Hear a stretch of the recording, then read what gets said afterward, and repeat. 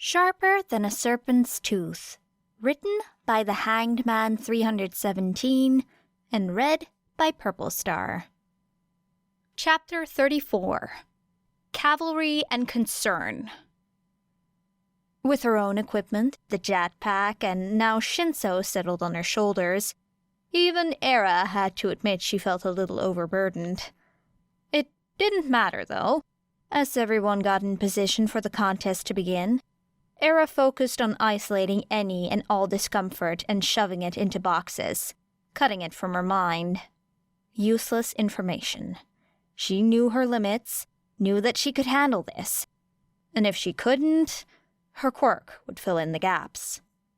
She barely shot a glance Midoriya's way, more focused on scoping out the smaller teams, the easy targets. Though she didn't know their quirks, they had to have less firepower, just by virtue of being made up of only 2 people. Based on the snippets of conversation she'd heard when she'd passed them by, the girl on one of the teams was American, or at the very least a native English speaker. Midnight and Present Mike were still drawing out the starting announcements, going over rules and hyping up the crowd as the teams maneuvered into their starting positions. Era looked up at Shinsou, catching his eye. "Repeat after me. Fuck you." He stared down at her quizzically. "What? Is that English?" "That horse girl speaks it. We're going for them first. Fuck you." "Why do you know English?" Era rolled her eyes, shifting the weight on her shoulder slightly. "Fuck you. Say it back to me." "Fine. Fuck you."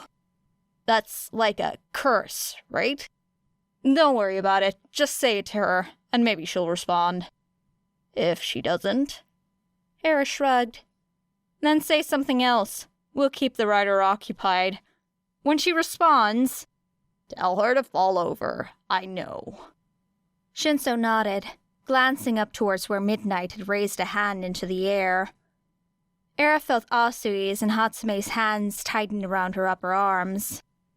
"Let's do this." Begin! It was instant chaos, every team racing towards a grim-looking Midoriya in a desperate bid for the 10 million points. Era led them away from the initial crush, keeping one eye on the horse girls' team, and another one on anyone else who hadn't immediately rushed the center. Monoma and his team predictably hung back as well. Hopefully they could avoid his attention.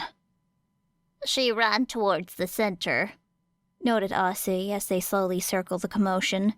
"Do you think—" The arena rocked with sound and force, an echoing boom, accompanied by a vengeful gust of wind, all radiating out from Midoriya's team.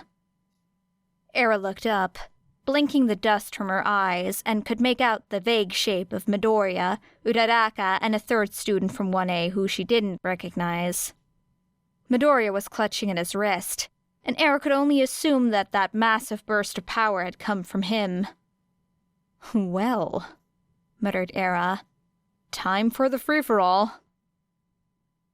Though some teams persisted, most gave up the chase after it became clear that Uraraka was somehow managing to keep them all in the air. The landing would be awkward, but in the meantime those on the ground were quickly beginning to turn on each other. Time to strike. "Let's go." Era marched them forward, towards where the horse girls' team was beginning to spin away from Midoriya and the 10 million. Her rider was a complete unknown, and all she knew of the girl herself was that she had some kind of animal mutation. They would have to be careful. As if on cue, the 1B rider seemed to notice their approach, reaching down to tap his classmate on the shoulder while throwing his other arm behind him, the skin splitting with long blades that burst into the dazzling sunlight.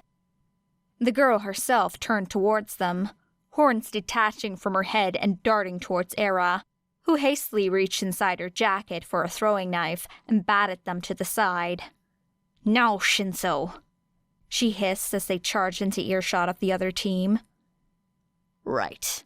Hey, you! Fuck you! Horse Girl blinked for a moment, in the midst of shooting off another pair of horns, which Era easily deflected once more. Excuse me? Her eyes went blank, and Era could practically hear the smirk in Shinsou's voice. Fall over. What are you? The rider let out a sharp yelp as the girl collapsed beneath him, throwing both of them into the dirt. Asui's long tongue darted out to snatch out his headband as he fell, just before Midnight's voice rang out to declare them disqualified. "Nice," said Era, glancing up to see Shinsou take the piece of fabric from Asui and settle it around his neck. "It's not much, but it's a start. There's one more team of 2. And a team of 3 right over there," called Shinsou with a wave of his hand. Era followed his gesture to see another 3 students from 1A who she couldn't name, although she did recognize a couple of them from the USJ. The 2 horses were a boy with several arms and a boy with what appeared to be a tail, carrying a rider with a strange belt, the purpose of which she couldn't discern. "That's Aoyama," supplied Shinsou as they approached. "The other 2 are pretty quiet, but I think I can get him to talk." "Do it then," muttered Era, steering her own team to meet them. "Get him to jump off. We'll take care of the rest." Shinsou nodded, glaring at Aoyama as the boy's belt began to glimmer with some strange power. "Hey, Aoyama! Wow, you barely scraped by, huh? Sounds rough." I suppose. "Jump off." Again, Asui's tongue darted forward to snatch Aoyama's headband as he toppled to the ground. "Nice," said Era, unable to help the grin spreading across her face. "This is too easy." Don't get overexcited, called Hatsume. We have a team incoming. Era glanced to the side to see a team of 1A students with a floating headband as their rider. One of the horses must have been Jiro, but Era only recognized her from Midoriya's rambling about the many uses of her quirk. Noise sensitive. Era reached into her jacket for one of her flashbangs, the other hand unholstering her pistol. "We're taking this fight," she told the rest of her team. "Shinsou, is that rider invisible?" "Yeah, she's got some kind of light-bending quirk, I guess." "All right, but she's still physically there?" "As far as I know. I mean, she can still wear clothes and stuff." "Great. Let's do this." Era pushed her team away as a small projectile whizzed towards them, narrowing her eyes when it zipped back towards Jiro. "So she can weaponize them. Interesting. Shinsou, watch for her ear jacks." "No shit." Jiro lashed out again, and this time Era reached out to intercept them with her arm, feeling the bits of metal rake angry red lines across her skin, as her other hand deftly ripped the pin from one of her flashbangs. "Everyone, close your eyes." She really hoped they did as she asked, because after testing these things on herself, she hadn't been able to see for a good 20 seconds. In the field, that was a lifetime, and she suspected that the same would apply here. Firing off a couple shots at the other team as a distraction, Era tossed the flashbang squarely at Jiro's feet and promptly drew an arm over her face. The noise was almost deafening, but just far away enough that Era could barely hear the scuffle of their feet over the incessant ringing in her ears.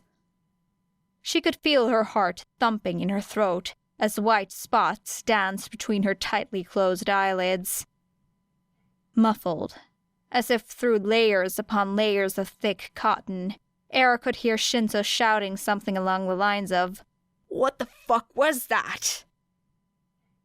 Easing open her eyes, Era found that the other team had gotten close enough for their riders to be within striking distance of each other's headbands, although they had been dazed and thrown off balance from the flashbang. Jiro, predictably, was recovering the slowest, and Era could make out the faintest trickle of crimson leaking from her ears. She winced. Hopefully Recovery Girl can fix that. Shit, Shinsou hissed, and Era felt him lurch on her shoulders. Something just grabbed at me. Era dragged her team to the side, trying to maneuver their team around the strikes they couldn't see. The invisible rider was probably taking advantage of the fact that no one could see where her arms were, swinging out in hopes of landing a sneak attack. With a snarl, Era whipped around her pistol, taking aim at the general area under the floating headband. A few sharp cracks rang out through the air past the lingering deafness, and Era allowed herself a toothy grin as bright orange paint splattered across the invisible torso. She adjusted her aim slightly, judging by the faint shifting of the paint where her arms might be, and fired again. Ow, ow, ow! Better, Era called up to Shinsou, veering off to the side when the newly paint-splattered arm swiped out again. Much. He leaned forward with a lunge of his own, fingers just barely grazing the headband before it jerked back.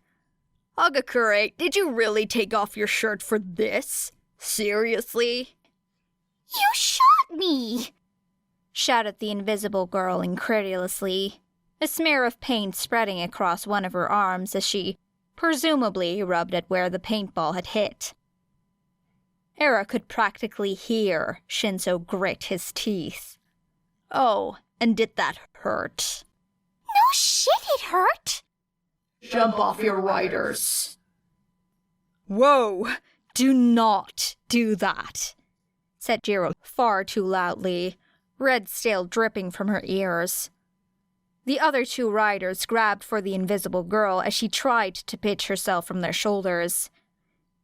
Shinsou reached forwards towards their confused scrambling and yanked the headband from the air, just as Era began to lead her team off in the other direction. With Hatsume's hover boots, Asui's frog quirk, coupled with strengthening braces, and Era's insistence on ignoring the natural limits of her body, they were able to dart away before the invisible girl seemed to snap out of the brainwashing, and the team managed to get themselves together. Okay, huffed Shinsou, fastening the headband around his neck. That really sucked. A little more warning next time. I have to agree. Asu rubbed at her head, as if that might stop the ringing in her ears. Era just grinned. I told you to close your eyes. Was that not warning enough? Good enough for me, chirped Hatsume, fiddling with a knob on her boots.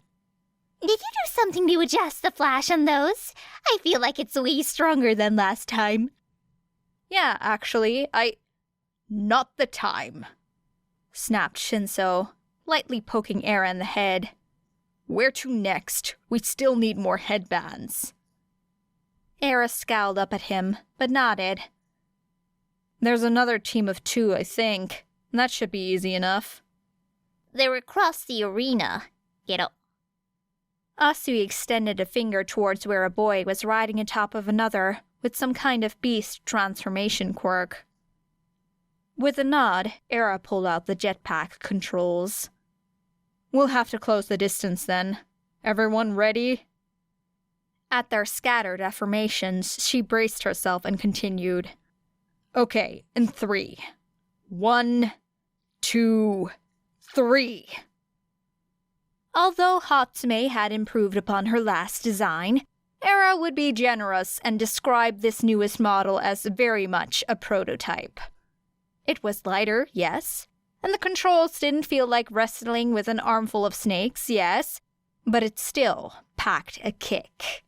And Era could definitely feel the heat beginning to sear into her skin where some of the metal plates rested against her back. Still, it did the job admirably. Era and Shinsou launched into the air, with the former letting out a whoop of delight, and the latter digging his fingers into her hair. Behind, Hatsume clung to Era's arm, maneuvering them with her own hover boots, while Asui leapt alongside them. it was a short hop. They couldn't do much more.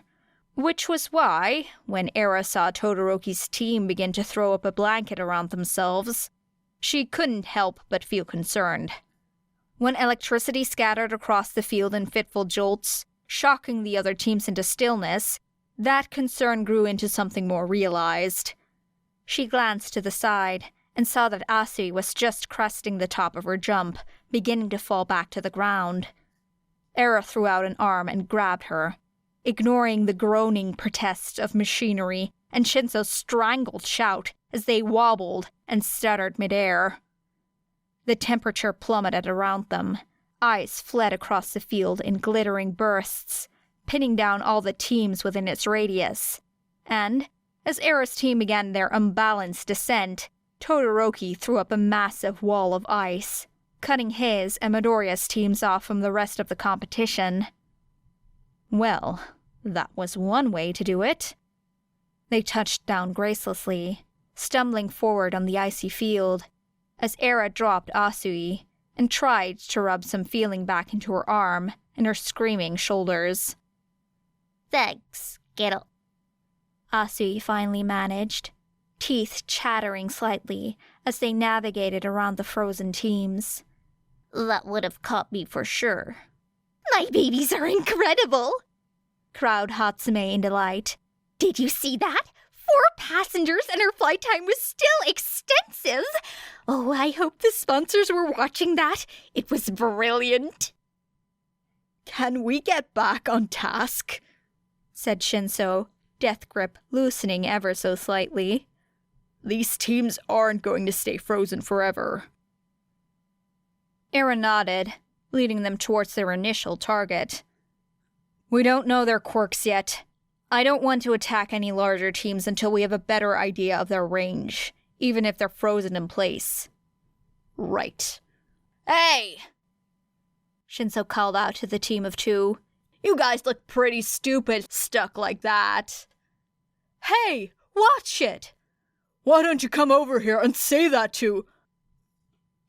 Great job, said Era, trying to ignore how her skin itched when their faces went slack. Not the time. Sorry, Tsu? On it. Asui secured them yet another headband, and Shinsou instructed the team to disqualify itself. What next, fearless leader? Asked Shinsou dryly, fastening the headband around his neck. Got another target in mind? Era hummed as she led them away from the frozen wasteland, eyes darting towards the sound of a massive explosion. Shit, I forgot about Bakugou. If he wasn't inside that massive wall of ice with Midoriya and Todoroki, then he became an unknown variable that Era very much did not want loose on the field. It seems like he's forgotten about us as well, said Asui. Look, he's fighting with that weird 1B student. Good. 2 birds with 1 stone. As long as they stayed occupied with each other, Era wouldn't have to worry about either Monoma or Bakugou. Let's let them stay that way. Incoming, muttered Shinsou, and Era immediately saw what he meant. A second 1B team had split off from the exploding scrap, heading straight for them. Are we taking this fight? Era was already halfway through bringing her rifle to her shoulder. Get ready to move. Comic book kid should be easy to nab, because he has to talk to use his quirk. Their front might not be able to talk, though. It's hard to tell, and I have no idea about the rest. You all ready? Born ready, said Hatsume, laying a hand on the grappling hooks at her belt. Just say the word, fearless leader. Era grimaced as she lined up the shot. Better than test subject, I guess. Firing. The rifle kicked back against her shoulder as she sent a few paintballs hurtling towards the rider, half hoping it might be enough to dissuade them, but no, of course not. She saw the bright splatter of paint that indicated her aim was true, and even though she could make out a flinch in the rider when the paintballs struck, the team made no move to veer off. get ready for a jump. Ready, called Hatsume. Okay, prepping. Era pulled out the controls for the jetpack, keeping an eye on the rapidly approaching team as she slowly turned it on. Instead of humming to life, however, the pack sputtered and heaved, releasing a cloud of sickly black smoke. Hatsume let out a pained wail. My baby! Shit, muttered Era, hastily tucking the control back into her pocket and firing off another couple shots. Must have broken it with that stunt earlier. Guess it really can't carry more than 3 people. What's the plan?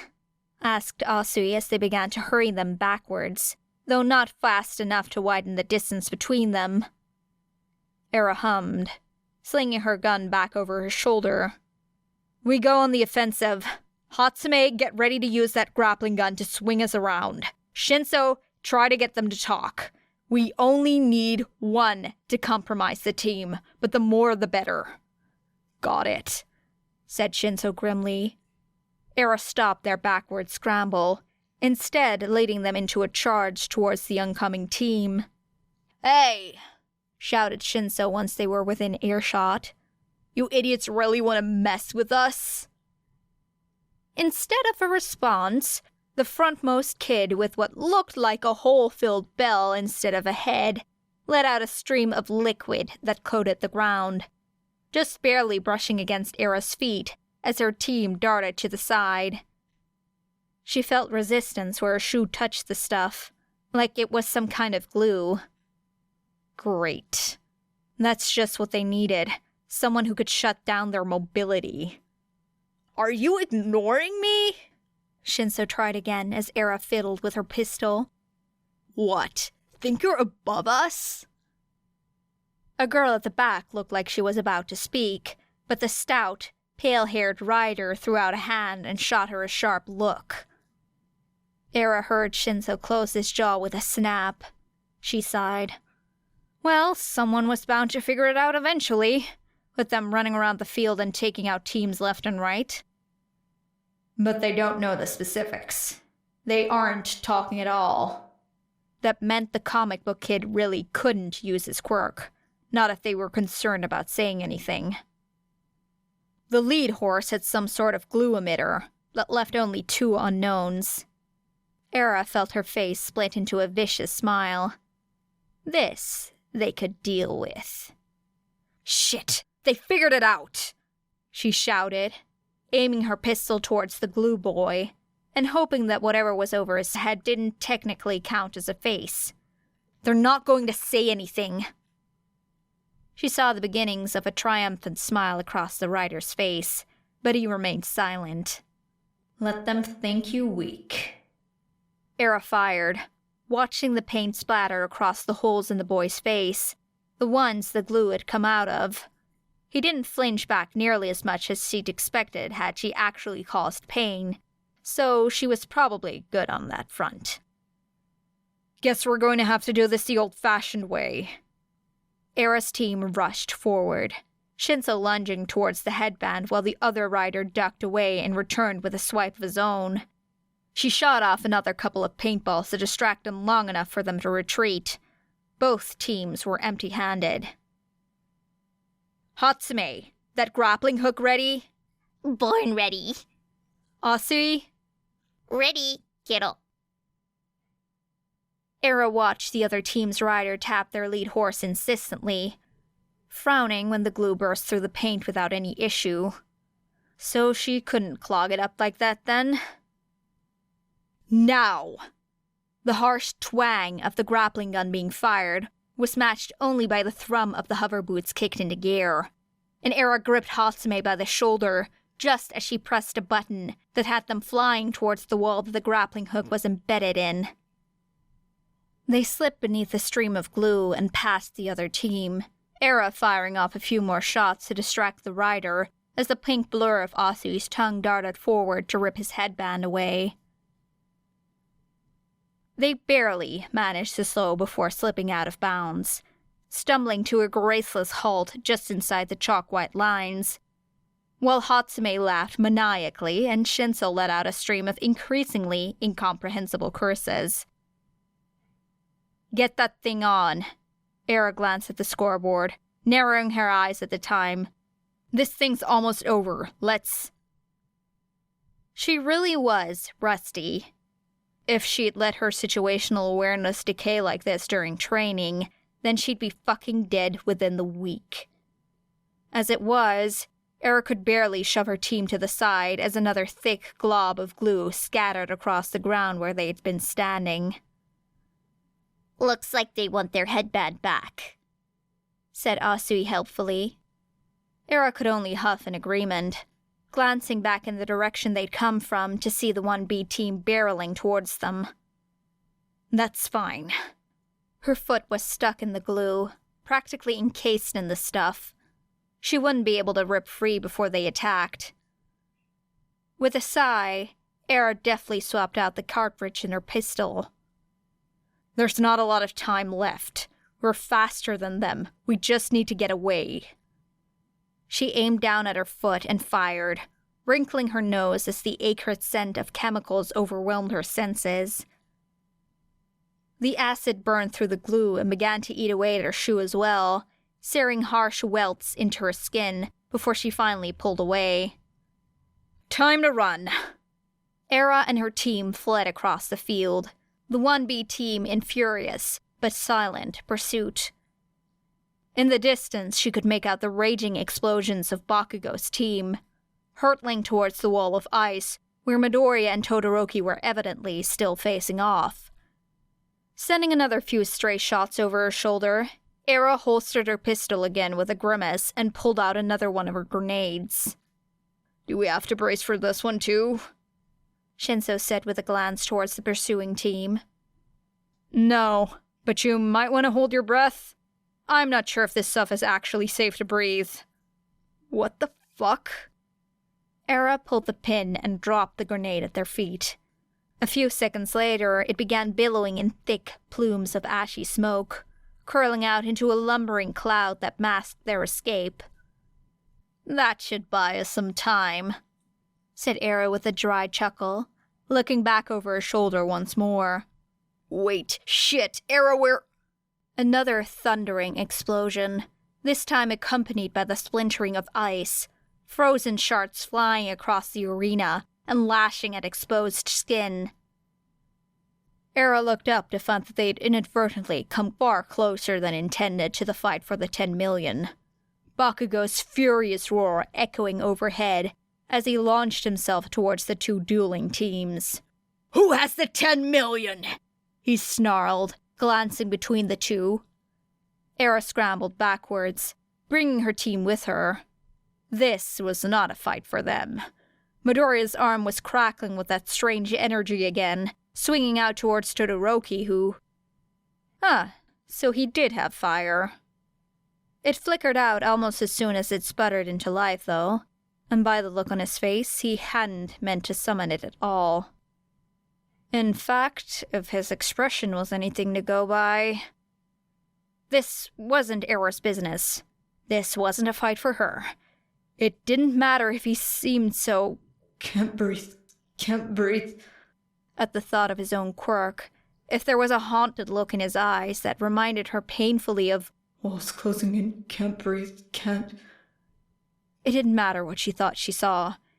Era was always so weak in this regard anyway, so sentimental, so eager to get swept up in the problems of others. That was what had doomed her in the end, wasn't it? And it wasn't like it ever solved anything. She knew that. Knew intimately how... I destroy everything I touch. So, honestly, she shouldn't even fucking bother. And yet... Era!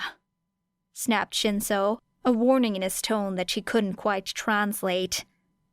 They were just standing there after all, standing in what was about to be a war zone. They needed to get out. A raucous buzzer rang out across the stadium, and the crowd exploded into noise. The Cavalry battle had ended. Shit, muttered Shinsou, as Era numbly knelt down to let him slide from her shoulders. "That was close," We made it, though, said Asui, pointing up towards the scoreboard. Sure enough, they'd managed to snag enough headbands to land them into. "Second place," muttered Era. She turned to look at the headband Shinsou was currently clutching in his hands. "Did we really get that many?" "I mean, I guess," he replied. "We did take out a lot of teams, and it looks like Bakugou destroyed the rest of 1B, and everyone else was frozen by Todoroki." Still, it felt wrong. They'd spent much of the match running away, darting in to prey on weaker targets before moving back onto the defensive. That didn't feel like what a hero would do. It was the correct strategy, yes, but it was something Era would come up with. Something she would have relied on to take out a mark or cripple a rival. That meant it had to be wrong. Shit, she was all tangled up inside. Was one measly little expression on the face of a boy she didn't even know really enough to fuck her up this badly? She could have been imagining it. It was only a split-second thing. For fuck's sake. Hey, are you okay? I'd have thought that you'd be happy about this. Asi was gazing at her with ill-disguised concern, and Era quickly affixed the appropriate mask to her face. "Just tired, I think. That was really stressful, especially at the end, but hey, I'm glad we won." Asi just nodded, turning to look back at the standings as they started to shuffle the remaining students into the brackets for the final round. I guess I'm fighting Kirishima, kiddo. It looks like you're up against Kaminari. Era frowned, following her gaze. "Who's that?" "Electricity Boy," supplied Shinsou. "He was on Todoroki's team. Shorts out when he overuses his quirk." "Shorts out?" "Yeah, he gets all... Oh, fuck. I'm up against Bakugou." Era grimaced, before taking a moment to really think about it. "No, wait. This is great for you. That kid can't keep his fucking mouth shut to save his life. You have this in the bag." "Yeah, as long as he doesn't blow my head off first," Shinsou groaned, rubbing at the back of his neck. "Literally just say anything to him. I guarantee you he will respond." Shinsou sighed, shoving her in the shoulder when she shot him a grin. "We'll see. Let's get something to eat." The four of them wandered over to the cafeteria, Era wrinkling her nose at the bustling crowd, the endless line, and ducking out with the excuse of finding a table. In reality, she doubted she'd be able to find an empty table in this nightmare. She glanced out across the field when she caught a flash of movement. Todoroki had drawn Midoriya aside, it seemed, and the two were heading off somewhere private to talk. A few moments later, as Era leaned against a wall, she caught Bakugou heading off in the same direction. A determined scowl plastered across his face. Eavesdropping party. Fun. There was something there. She knew it. Could feel it coiling in her gut and slithering between her ribs and curling in the unruly corners of her mind. There was something she was missing, but it was just so fucking unreasonable to get worked up from one look. From one flash of panic in a sea of calm. It was just... That boy was festering. He was an open wound, the stitches ripped out again and again, until there was nothing but a mess of blood and pus and gnarled scar tissue. All from one look, yes, but Era knew intimately the way fear pressed itself against the face, the way loathing seeped into the creases of the skin. Era knew what it was to hate your quirk, to hate what it meant, what it said about you. Todoroki hated his quirk. He was afraid of it. Well, perhaps afraid wasn't exactly the right word, but it was the closest she could come up with from something so brief. You weren't born with that kind of hatred. It arose from something awful, a seed planted long ago that left thorny roots ripping through the flesh. You cannot change what you are, little bird. His voice. Always his voice.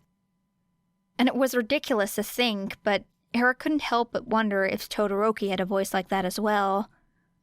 Selfish, I hope that was the case.